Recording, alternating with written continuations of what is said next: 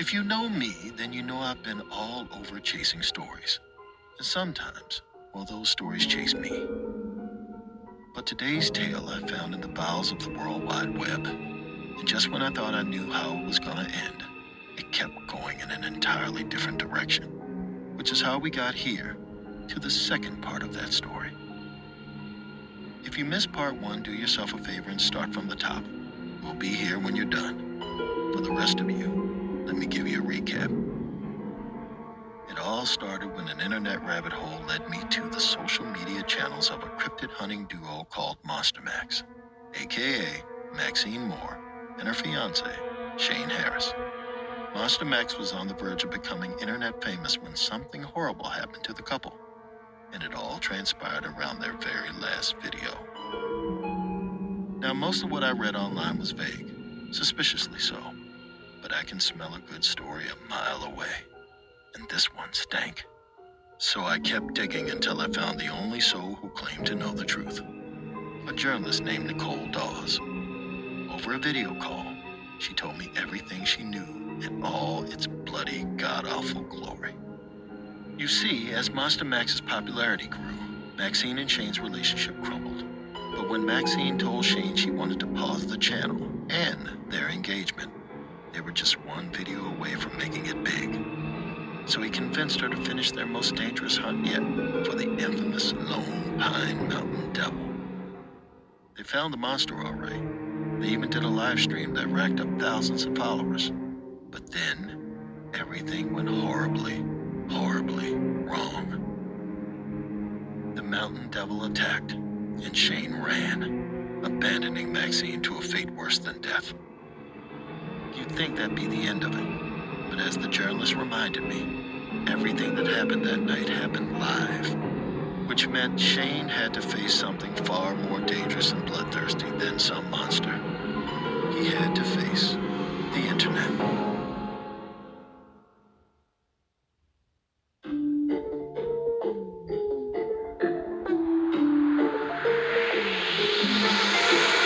You're listening to Run Fool. I'm Rodney Barnes. This is episode 21, Lone Pine Mountain Devil, part 2.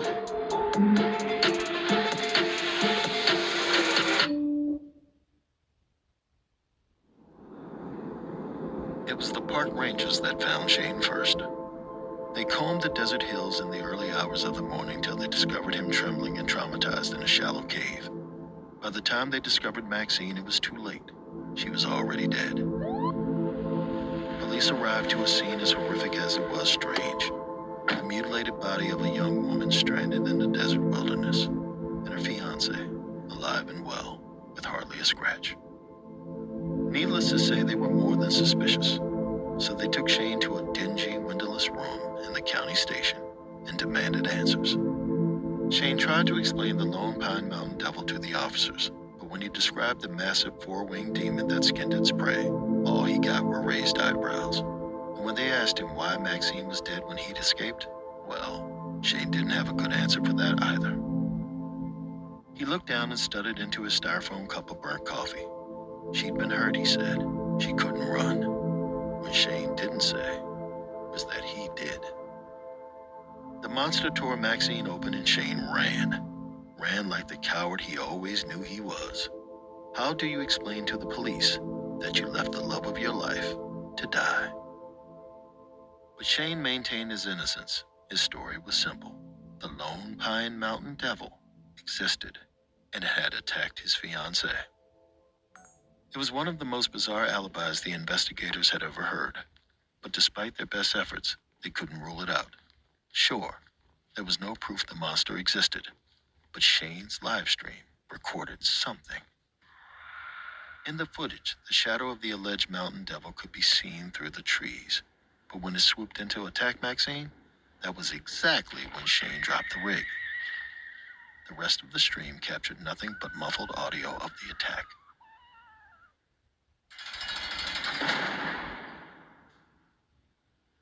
The next day, Shane walked out of the station a free man. For now. But as he stepped into the sun, he dragged behind him a secret a hell of a lot heavier than shackles. You see, Shane was innocent. But when he recounted that horrifying night to investigators, he left something out. After the attack, Shane hid all night in that shallow cave, but he didn't stay there. Once dawn broke and he was sure the monster was gone, Shane left. That's when he found Maxine. She was draped across the low branches of a tree. Her abdomen was empty, fresh blood still dripping down her untouched limbs, and her face, where her face used to be, was ripped to raw, glistening sinew and bone. This tragic, disfigured thing was all that was left of his Maxine. Shane stumbled towards her, shaking, when he saw her breathe. Maxine opened her torn mouth in a rasping gasp, and her brown eyes met Shane's. She was still there, alive, but barely. Shane sank to his knees, his mind racing. He couldn't call for help. His phone was gone, and Maxine's wasn't in her pockets. A horrible realization dawned on him. Help wasn't coming. Even if it was, she wouldn't make it. Beside him, Maxine strained for breath. Tears filled Shane's eyes. He held her left hand, the one that still had his engagement ring on her finger, and begged Max for forgiveness. She looked at him, her eyes full of pain, then past him, focused on something in the brush. Shane followed her gaze and froze. There, glinting in the dawn sun, was his pistol, the one the mountain devil knocked from his hands hours before. Shane looked back at Maxine wheezing beside him and was flooded with an unwelcome memory. The bighorn sheep they'd found on the trail, skinned, suffering, and barely alive. Maxine had taken the pistol from Shane and put it out of his misery. She did what he couldn't. Afterward, she'd said to him the words that echoed in his head now. I hope you do the same for me. Shane's stomach dropped. He turned back to her, shaking his head. No, Max. I can't. But Maxine stared at him, her eyes pleading. A whimper escaped her mouth, and Shane began to sob. It was his fault. He had done this to her. He'd pushed Maxine there and left her to die. But he wouldn't do it again. He couldn't. He owed her that much. Finally, Shane nodded. Maxine's eyes filled with gratitude. He brought her blood-stained hand to his lips and whispered that he loved her. It was all he could say. I love you, and I'm sorry. I'm so sorry. He kept repeating it as he retrieved the gun, and as he aimed the pistol at her heart, and again as he looked her in the eyes for the last time, and pulled the trigger. It was a mercy killing. He knew that. It was the mountain devil who'd torn Maxine apart. But Shane carried a guilt so crushing, he might as well have gutted her himself. After the police let him go, you'd think the first thing Shane would do was leave Lone Pine, to put as much distance between himself and that terrible place as possible. But Shane stayed. He couldn't outrun his shame, so he wallowed in it. He barely slept, plagued by the image of Maxine's eyes peering at him through her raw, mutilated face. His days weren't much better. He spent them alone in the rusted trailer he'd rented on the edge of the desert, hunched over his laptop. The live stream video of the Lone Pine Mountain Devil, of the attack, had gone viral. It racked up over 5 million views before admins took it down. But as they say, the internet is forever. Whatever you put there never really dies. It's just resurrected. The live stream made its way to the dark corners of the web where people watched the video with morbid curiosity, likening it to a modern snuff film. Much like the Lone Pine police, these people had their suspicions. The question of whether the video was an absurd tragedy or murderous hoax divided the web. If you've ever been on Twitter, you know hell hath no fury like a horde of internet strangers. And leading that charge was my new friend, Nicole Dawes. Like I mentioned, Nicole was the technology reporter for some big-time publications, ones I won't name here in case they sue my ass. And her specialty was internet culture, So when Monster Max went viral, Nicole was convinced she'd found the piece that bumped her up from reporter to columnist. She dug up everything she could on the Lone Pine Mountain Devil. She found almost nothing, but she did unearth plenty on Maxine and Shane. She learned that while Maxine was a former hairstylist, Shane was former military, a government-trained killer. As a journalist, Nicole had reason to believe Shane murdered Maxine, but as a woman who listened to her gut, she was sure of it. And she had a hunch that the entire live stream was orchestrated to provide Shane with an alibi. As far as Nicole was concerned, there was no Lone Pine Mountain Devil. The real monster was Shane. Nicole wrote a series of pieces supporting this theory, and Shane read them all. He spent weeks online, his laptop screen illuminating his face in the dark. Everywhere he looked, he was being dragged across the web. Reddit, YouTube, TikTok, even Monster Max's fans turned against him. Holed up in that trailer in the desert, it all felt far away, surreal. But then, the internet found him. All Shane's information, his email, his phone number, suddenly appeared online. He'd been doxxed. He was flooded with vile messages from strangers. It was the kind of constant attention he'd always wanted, but in the worst way. He was forced to change his number, his email address. But just as he was about to delete all of Monster Max's accounts, Shane decided to post one last video. He set up his tripod and winced at the image of his own haggard face on his phone. He was a husk of the influencer he once was. But it didn't matter now. Shane steeled himself, then pushed record. In the video, he spoke directly to Monster Max's followers and announced that he was going to give them the proof they wanted. Shane paused, looking into the camera. He was going to prove that the Lone Pine Mountain Devil exists.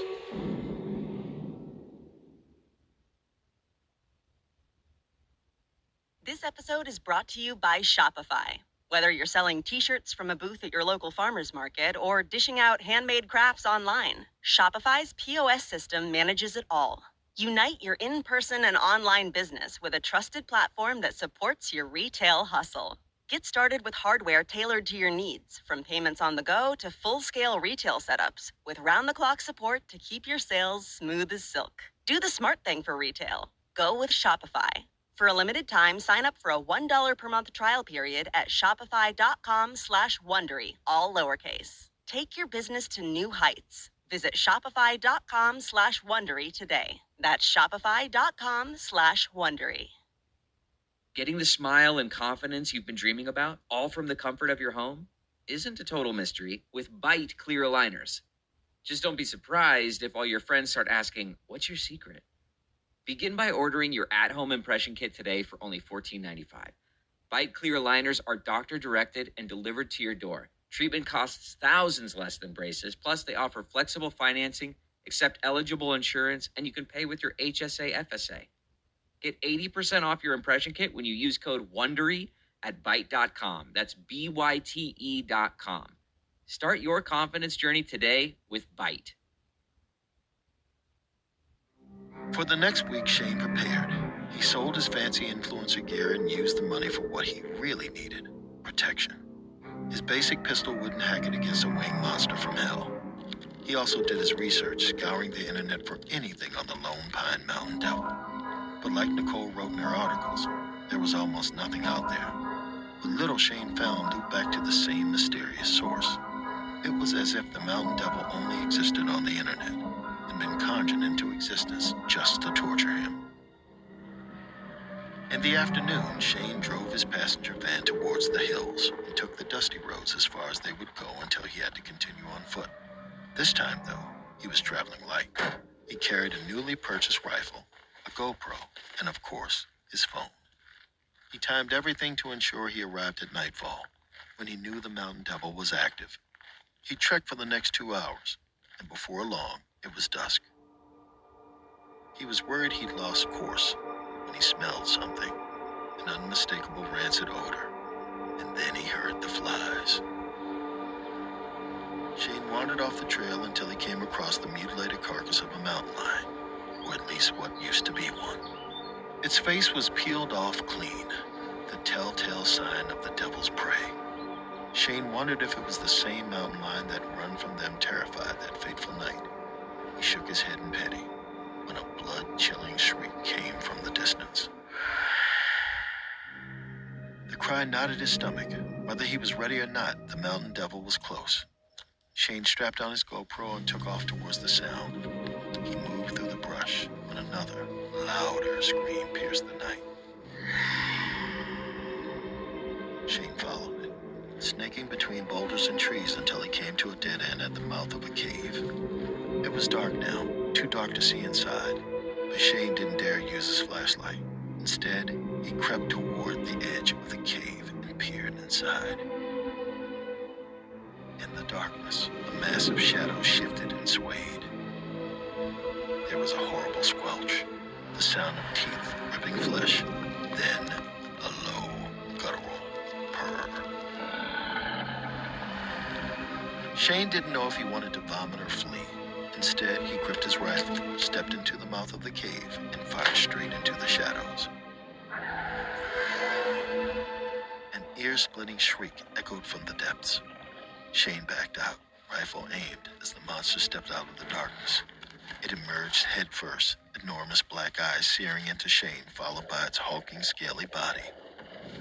Shane took another step back, but the monster kept coming. Then it unhinged its jaws, and Shane froze. He stared at those layers of jagged teeth when he thought of Maxine's face, raw, disfigured, eyes pleading, and Shane shot the bastard in the gullet. The Lone Pine Mountain Devil screamed in pain, blood pouring from its throat. Shane didn't hesitate. He fired again, piercing its leathered wing, and the beast crumpled. He couldn't believe it. He had it cornered. Shane raised his rifle and took aim at its head. One shot, and he could clear his name and kill the thing that made Maxine suffer. But before he squeezed the trigger, the mountain devil reared its head and wailed. Shane winced. It wasn't like the creature's other screams. It was a desperate sound, high-pitched and uncanny. The devil repeated it again and again, when the same sound echoed somewhere in the distance. That's when Shane realized it wasn't a scream at all. It was a call. He looked up and his heart stopped. Soaring toward him with incredible speed was another creature, reptilian tail, bat-like wings. There wasn't just one Lone Pine Mountain Devil. There were two. Above him, the second Mountain Devil let out a primal, earth-shattering scream and dove toward him. Shane tried to shoot, but it was too fast. The monster landed between him and the wounded devil and stretched its enormous wings, blocking Shane from its companion. It let out a low, rattling growl. Shane backed away, rifle raised, as the beast's pitch-black eyes stared him down, but it did not move, not even when Shane turned around and ran. Back in his trailer, Shane paced, adrenaline still pumping through his veins. He'd run away, again. He told himself it was because he was outnumbered, that he wasn't prepared to face two mountain devils. But really, it was more than that. It was the way the wounded one called for help. Even out of the mouth of a monster, Shane recognized that sound. The desperate cry from one animal to another, and the other devil answered it. It came back to protect its companion. It did what Shane failed to do for Maxine. He was no better than those beasts. No, he was worse. His only consolation was the footage. The GoPro recording was dark, but better than the original live stream. All he had to do was upload it to Monster Max's accounts and show the world the truth. Shane opened his laptop and went to YouTube when a notification popped on screen. His account had been suspended. His stomach dropped. He frantically opened Instagram, TikTok, Twitter. Every Monster Max account was either suspended or banned completely. Just like that, Shane was back to pacing. If he couldn't post on his verified accounts, he couldn't clear his name. But even if he could post, he realized no one would likely believe him anyway. His reputation was in shambles. A blurry monster video from his own account wasn't going to convince anyone. No, the evidence had to come from someone else, someone who no one would doubt, and maybe from the person who destroyed his reputation to begin with. Shane had Nicole Dawes' email, her phone number too. She contacted him more than once requesting an interview or a comment. Shane had ignored every message and call, but Nicole didn't give up. She was tenacious. He had to give her that. And now he was going to offer her exactly what she wanted. He typed out a text. "I'm ready to tell the truth," and hit send. Seconds later, his phone pinged. Nicole and Shane met at a local tavern. They sat across from each other sipping bad coffee, looking like outsiders in that little desert town, in the exact opposite way. Shane's beard was shaggy and his eyes hollow. He looked as if he had just stumbled in from the desert like some tumbleweed of a man. Nicole, meanwhile, was sharply dressed, fresh off the plane from New York City, the only black woman in the joint. It didn't take much for her to convince her editors to fly her out. She pitched the Monster Mag story hard. It'd be a true crime internet piece, something that could be optioned out for adaptations, podcasts, a documentary series, hell, maybe even a movie. As soon as she got Shane's text, she booked a ticket. Nicole was chatting him up like she always did to loosen up her interview subjects. And Shane, for his part, was perfectly cordial.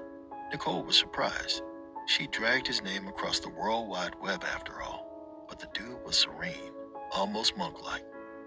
When they finished their coffee and small talk, they drove to the hills. Nicole had agreed to conduct the interview near the scene of the attack. Her colleagues warned maybe it wasn't wise to meet a suspected woman killer in the desert. But Nicole didn't scare easy, and she wasn't about to back out on a career-making story. Shane promised he'd go completely on record, all cards on the table. Nicole could report it however she wanted. All he asked was that she record the interview on video. Nicole thought that was odd, but hey, if he was going to kill her, he probably wouldn't ask her to document the evidence. But just to be safe, she brought mace. They made the drive into the desert, and then, much to Nicole's dismay, they were forced to go the rest of the way on foot. She was used to walking. She was a New Yorker, but Manhattan didn't have rattlesnakes. Shane assured her that the hike wouldn't be more than a couple of hours, but the sun sank into the hills fast, and the howling chorus of coyotes in the distance wasn't exactly reassuring. Nicole was getting anxious to get the interview and get out, when Shane finally announced they'd made it. He sat to light a gas camping lantern while Nicole set up her camera and tripod. "Over there," Shane said, pointing toward the hills. "That's where it happened." And then he began to talk. As soon as he did, it was like a dam broke. Nicole tried to interject, ask questions, but Shane could hardly stop. He told her all about Maxine, about how much he loved her, and how the Monster Max channel was tearing them apart. Then he told Nicole about what happened the night of the live stream. But it was the same story Shane told the police. Nicole felt like a sucker. She'd come all that way to the middle of nowhere for this? She was about to call him out when Shane made one more confession. He had killed Maxine, just not in the way anyone thought. Shane explained how he found Maxine that morning barely alive and suffering. Tears streamed down his cheeks. It was a mercy killing, he muttered. Nicole was speechless. This was not what she had planned. Did he really expect her to believe that the Lone Pine Mountain Devil was real? Shane shook his head. No, he said, he didn't, which is why he needed her to see for herself. Shane stood. All she had to do was keep recording, he said. He'd do the rest. Then he put a hand on Nicole's shoulder. "Whatever you write, I hope it gets you what you're looking for." With that, Shane trekked toward the hills. Nicole didn't know what the hell that meant or what was happening, but she didn't like it. She went to yell after Shane, to tell him she wasn't going to stick around for his weird cryptic BS, when a demonic shriek split the night. Nicole froze. There on the hillside was something that she could only describe as a monster. It was half mammalian, half reptilian, with 4 massive wings. She was terrified and mesmerized. But still, she got behind the camera and kept recording. Shane walked up to the beast, waving his lantern as it swooped in. It dove, hovering over him, talons outstretched. When he shot it, once, twice, on the third shot the devil crashed to the dirt, screaming in distress. But Shane didn't shoot it again. Instead, he let it call out over and over. Nicole was bewildered. She zoomed in on Shane. He looked calm, as if he was waiting for something. And then she heard it, another otherworldly scream. Nicole turned to see a second Lone Pine Mountain Devil racing toward him. But what happened next transpired so swiftly, she could hardly process it. The second Mountain Devil descended. Shane shot at it again and again, but the monster got to him first, and his talons sliced him open. Shane stood bleeding, screaming in agony. But just as the two Mountain Devils swarmed their prey, he threw the gas lantern to the ground. The dry brush went up in flames, catching the devil's reptilian bodies. The creatures shrieked in pain as the inferno bloomed around them. Nicole watched the scene in horror. It was too late for Shane. She had to go or burn alive herself. As she went to grab the camera she saw was still zoomed in. There, on screen, engulfed in flames, was Shane. And Nicole swore he was smiling.